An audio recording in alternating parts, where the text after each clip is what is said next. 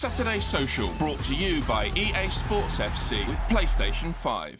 Right, they've got the true or false panels. Yeah. Stephen revealed it already. What's the plan, Joe? Yeah, we got Rory on. And there's Chelsea constantly in every bit of media, isn't there? So we thought we'd do a Chelsea special, true or false. Me and Smithy are going to read out a series of statements. You're going to have to do a different true or false for each one. We're going to be starting with Chelsea have spent £1 billion well. True or false? Wow. False, false, false. Rory, thoughts on the £1 billion spend? Well, we've managed to achieve the impossible, haven't we? We've managed to spend £1 billion and get worse. Like that, generally, in any industry, if you throw £1 billion at it, the industry will improve. Chelsea managed to spend £1 billion and get worse. And I think the way that we did that is because Todd Boehly, our owner, decided to make himself sporting director. Todd Boehly's a man who's never worked in European sport before, makes himself director of football at Chelsea Football Club, and then we end up spending £1 billion largely.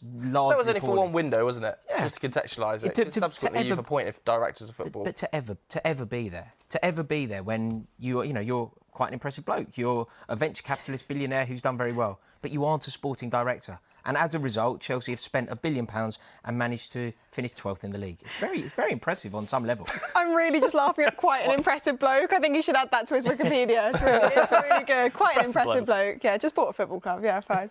Thoughts on the £1 billion spend? I just think there's been too many players that haven't quite worked out for these huge fees. I mean, Koulibaly's already out the door. Cucurella's not really worked out. I think he's Aubameyang. There's so many, and Mudryk arguably. I mean, he could still work out. I think there's too many players that haven't quite worked out there that have come in for such big fees. However, I do think they've spent well in terms of bringing in young talent. I like their strategy more this transfer window. It seems to be a bit less scattergun. They've managed to clear out a lot of players that they didn't want anymore. But you can't really say that £1 billion, based on the results so far, has been well spent. It's absolute nonsense. It's been genuinely the stupidest things I've ever seen in football. I feel that strongly about it. It's like, there's a reason great teams don't change all their players every single season. Consistency, experience, people understanding the club. Most of the players don't even know each other's names. They sign that many players, you know. There's no way this would ever work out wonderfully. It might work out okay, but how do they know that? You sign a player, then you wait to see if they fit, and then if it doesn't work, you sign a replacement. They've already signed the replacement, and then the next replacement for that player. It's just, but there's no real plan there. It's football manager stuff, and I honestly think it's childish. The policy as well of only signing kids, it's such a ridiculous policy. Yeah. It really is. Because look, don't get me wrong, I do understand that buying youth is a good thing to do. But sometimes you need the 28-year-old to drag you to victory. Yeah. And we just don't have any of them in the squad. Well, it's interesting you mentioned that because it brings us nicely on to our next one, which is talking about the young players. True or false, Chelsea have the best young players in the league. Youngest average age of any squad in the Premier League, incidentally, 23.1 years. So it is the youngest average age. What are you saying, true or false? Do they have the best young players in the league?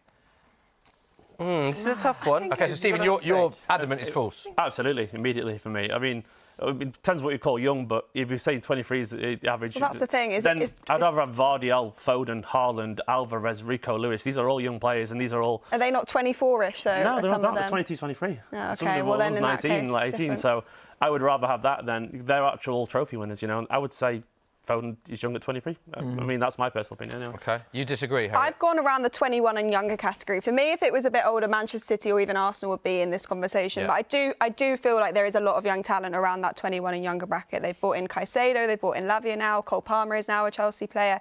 I do think they've got a really strong set of young talent, but I just don't think, like you mentioned earlier, Rory, that's enough at the moment to provide that balance and to win trophies. But in terms of individuals, I do think they've got one of the best sets of young players in the league. Yeah, Cole and Gusto, 20, Maatsen, Madueke, Palmer, Caicedo, 21. They've got Mudryk, Jackson, 22. But in terms of quality, where do you rank them? There's a lot of quality Fernandez, there, but I don't necessarily think it's the best in the league.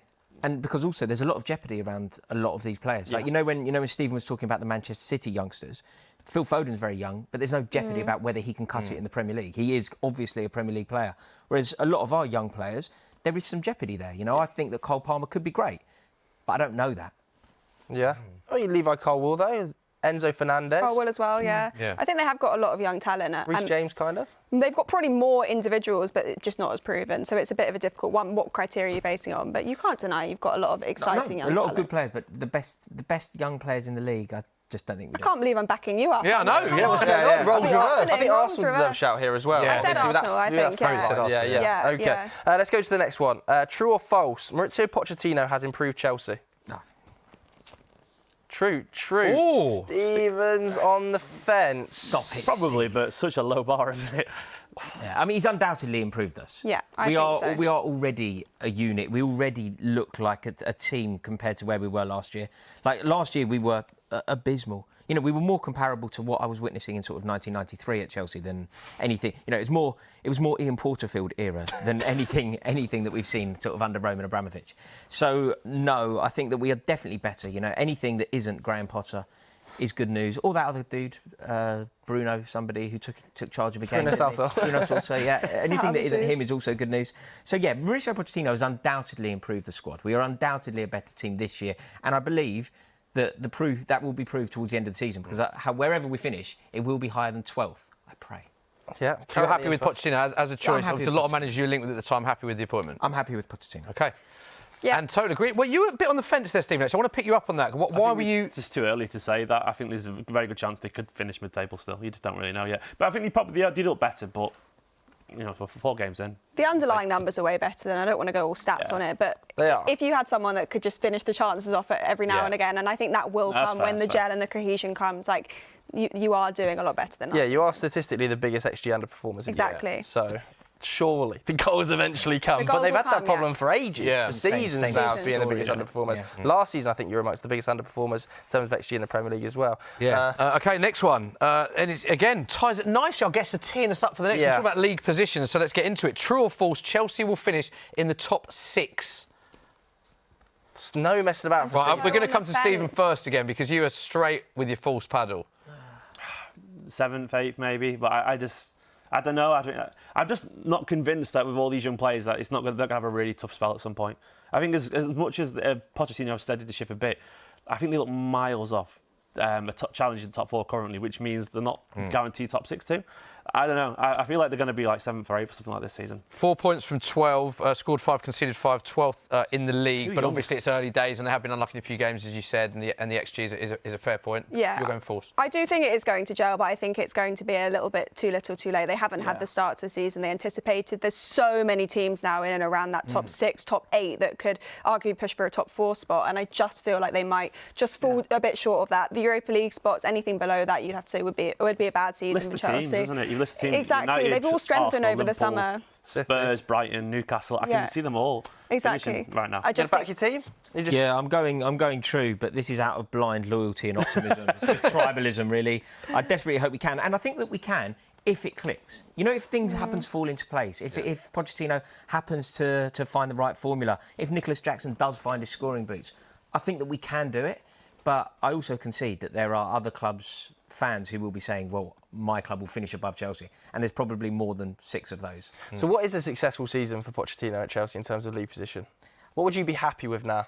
I always prioritise silverware. I don't understand anybody who would ever prioritise league position over silverware. So a trophy would be the dream. So you'd take finishing 12th again. 12th in Win- an FA win- Cup. So Yeah, going back to absolutely. last season, you'd say Man United had a more successful season than Arsenal, would you? Even though Arsenal finished second Yes. and pushed City. I always winning a prioritise Carabao Cup and finishing top 4 is a better season for you, is it? It's certainly a season that I prefer. You have a glorious moment. You have a historic moment. You have etched your name into folklore. I would always say that silverware trumps league position. But then I'm you the don't only have one who European supported- nights again the year after. Is that not what you want? You want to be playing in Europe, whether that's Europa League or Champions League. Like, Yeah, I you're just taking don't that see- one day throughout over all those incredible nights you're potentially going to get, or do you just not back yourself to do well in those? No. I mean, as a club, we generally do very well in Europe. But I just think silverware is always Always the number point. one. Silverware is You're always right. the point. I'm the only Yeah. one who supports a team who's been down there, and like honestly, I love the Carabao Cup just because I know everyone talks about it being nothing, but winning trophies is fun. Yeah, I'm of with course you. I it would is. never Best sneer. days. It's I would never always, sneer yeah. at say even a Europa League or a Conference League. No, I would it's, never it's all sneer great. at any. I was No, trying no, to no, watch no. Southampton Any this week, and they were silverware. buzzing from it still from the Conference League. Yeah, Like, of course. trophies are So the yeah, point. silverware would be the dream for Chelsea this season. But Okay. top 8,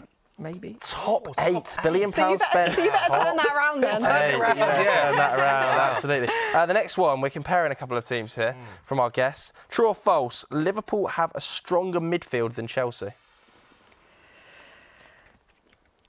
This is a funny one because I actually think in terms of individuals, you'd probably say, if you looked at Chelsea's individuals in that midfield, you'd probably say they are stronger, so you go with false. But the way it's gelling for Liverpool's midfield so early on this season, even with new players, McAllister has hit the ground running as he's got that Premier League experience, so people probably didn't doubt that. So I was raving about him earlier. I think he's looked so strong. Trent drifting into that midfield as well. Endo's a bit of an unknown entity, obviously, but I just feel like it's gelling so well and everything's clicking in a way that it isn't quite yet for Chelsea, but individually, probably Chelsea have got the better individuals. Caicedo, Lavia and Fernandes is a better midfield than Szoboszlai, McAllister and Endo. Individually, though, but as a unit, they don't just play as individuals. You've got Gravenberch there. Yeah. Depth. Well, you got to think depth-wise here as well. Thiago still coming back into the side. I do think the fact that Chelsea ended up with two of Liverpool's front-running targets would suggest that Liverpool have a weaker midfield. I'm not suggesting that it's performing weaker, and I think that Jurgen Klopp has the ability to turn water into wine anyway. But I just think that on paper, Chelsea have a better midfield. Whether that transpires on the pitch. Stephen is the neutral here, worth pointing out as a City fan, and you've got true. I'm looking at him right now, and I looked at Chelsea's recent lineups, and they're playing like Conor Gallagher and that as well. And obviously, Conor Gallagher, I just don't think he's. Lavia's injured, isn't he? Yeah, Lavia's injured, but even I'm a big fan of him because obviously he's got a City background. But I'd still, I really like Gravenberch. I think he's a really good player, and I think he will do really well under Klopp. I think he'll be excellent under Klopp actually. And then Szoboszlai and McAllister just cracking. Enzo's brilliant. Caicedo, I think let's see how he does outside Brighton because, Brighton is such a refined, wonderful system that. The chaos of Chelsea currently could be a lot for him. We just don't know yet, and there's so much pressure as well. Yeah, you've already seen when he's made a few mistakes how everyone is on his back. Do you feel like that's going to hold him up a bit? I think that's the thing. So exactly. I personally take that right now, but that doesn't mean it's better. It's just okay. We'll go to the next one because it's similar themed. Easy for you to say. Yeah, easy for me to say that one, wasn't it? Yeah, I don't know why I said that. I just said it's very similar. I should have said. Liverpool are a more attractive club than Chelsea. True or false? Oof. Yeah. Well, I mean... The recent experience we've had suggests that players Lavia and Caicedo think false, but I just think at the moment, if you were joining a club and you were thinking, how am I going to gain success this season coming, I just think you'd rather pick Liverpool, but then Lavia and Caicedo disagreed, so maybe I'm being biased, although you agree with me. I don't think you can choose Romeo, Lavia and Caicedo as this barometer of what the rest of the world thinks. I know. I don't know. They're two players that had the choice. Case studies, though, aren't they? Exactly. Literally made the decision. I was about to say, they're two players that have literally had this decision to make. You did also bid higher, so it's one of those things where, the players. London is a big appeal. I can't deny that. But Moises Caicedo literally had this game to play, but and he chose Chelsea. You can't underestimate. And we'll bring you that on next week's show. With his agent, he was just doing this. Yeah, I just think I don't know. I think Liverpool. You're talking about chance of success now. I think most people would. I would never underestimate the prestige that Liverpool command. In world football, they're a British institution, incredibly historic, one of the best footballing entities in the world. That is non-negotiable. But there are a generation of footballers now who only know Chelsea as a team that wins both domestic and European silverware. Have Liverpool not done that? Maybe that 8-year contract is appealing. Not to the same level that Chelsea have, no. Not over the part. There's a generation, historically, of course, but there's a generation of footballers. If you're 22 now, you know Chelsea as a machine that wins silverware constantly. Do you think footballers are really that romantic, though, when they make these decisions? I think a lot of it comes down to, obviously, financial security, the way they're living, all of these things feed into it. I don't know if footballers are sitting and thinking, they've won when I was growing up loads, so I'm going to go and join them now. They want success, when you grew don't up, they? if you remember Chelsea winning silverware and your favourite player was maybe Didier Drogba, you may want to follow the sentimental side comes into it. Yeah, we did see Moises Caicedo, let's not forget, in his announcement video, that remake that sort of photo, a childhood photo of him wearing a Chelsea kit. If you're a fan of a team and that's your dream to play there, anything else, that's going to trump anything else, isn't it? If he's a fan, it sort of mutes the point, really, then, doesn't it? Because if he is a Chelsea fan, then obviously he's going to say yes to Chelsea. Although he was very keen on signing for Arsenal in January, so I'll take that with a pinch of salt, to be honest. Yeah. This next one I think is quite spicy. True or false, Manchester City are a bigger club than Chelsea? In 2023? In 2023. Manchester City are a bigger club. It depends what you're basing it on. Let's not like Chelsea weren't like this ridiculous winning machine before the Roman Abramovich came in anyway. They weren't like they've always been a relatively similar sized club before that. And like these days, City are just Chelsea 10, 15 years later. Yeah, we're 20 years ahead of you though. If we were sitting here having a conversation in 20 years, if you ask people around the world these days, City or Chelsea, I think in 1999, I guarantee. In 1999, when Manchester City were playing Gillingham, Chelsea were playing in the San Siro in the Champions League. I just think Like, if you there is face... no comparison. We're talking about 2023, you know what I mean? Like, Yeah, I was 14 then, so yeah, who cares? exactly. So there is an entire generation of people that only know Chelsea as a top-tier team, whereas people are very aware of Manchester City playing Gillingham at Wembley. But they are treble winners, you know, 9 top-flight titles Yeah, and now in 20 across the years two we can leagues. talk about Manchester City being a big club. But Yeah. for now they're Blackburn Rovers, It's but they're happening better already. at It's football. happening than already. Blackburn People Man are City and Blackburn Rovers, but better That at is football, so Rory salty. said. It's Rovers. absolutely They're Blackburn nonsense. Rovers. They're a better There were football kids team. growing than up Blackburn now Rovers. who are 20. I feel like I should move out the way. Like, people have been watching City now. There's 20-year-olds who only know Man City is a great side. It's been a long time. It's generations now. Manchester City. It's been 15 years. Manchester City are a very good team, and in 2 decades' time, we can talk about them being a big club.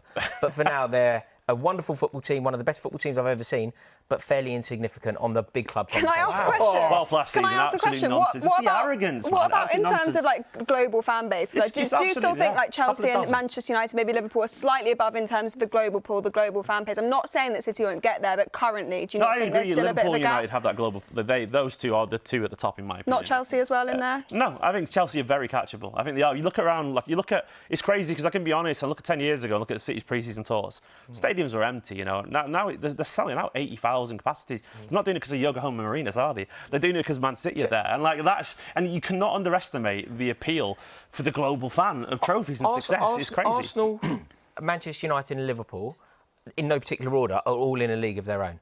Then Chelsea are in a league of our own. And then you can talk about maybe Manchester City, and you can think compare, that's true, but it you can isn't. compare Manchester City. Stephen's not having it. No, it's just not true. But you can compare Manchester City to, I don't even know, Blackburn Rovers. There's kids in Brazil who grow up now going. Like, do you know how many kids you sit there? Like, Rory, the come thing on, is, they the rest just of the won world a feels this way. They treble. sit there and they dismiss Manchester City because it makes them feel better No, you're a about Manchester wonderful City's team. success. We don't matter, apparently. wonderful But there are team. kids now growing up who going, I've been playing in Man City and FIFA since I was 12 years old. Like, you cannot underestimate now that footballers, they only know Manchester City as a big club, and people, the next generation fans, only know Manchester City as a big club. You cannot. Yeah. And in we're talking 20 about years' 7 time, years in ago, 20 sure. years' time, when You're it's shaking all the established- masterminds. You're right. In 20 years' time, We've when got it's the established, biggest we can name in world talk. football But as right of now. today, Really Manchester harmless. City are a brilliant team, but insignificant on the conversation of big football club. Wow. Nonsense, mate. Nonsense as much as your Haaland tape from last year. I think that's a perfect note to end it. Insignificant. There we go. Harriet is actually hiding Cover it behind. up. She doesn't even You know, you hold. sat me here. This feels unfair. Like, this You didn't feels even like want to have an punishment opinion there. for You just something. hide behind I your know, I panel. just didn't want to say anything.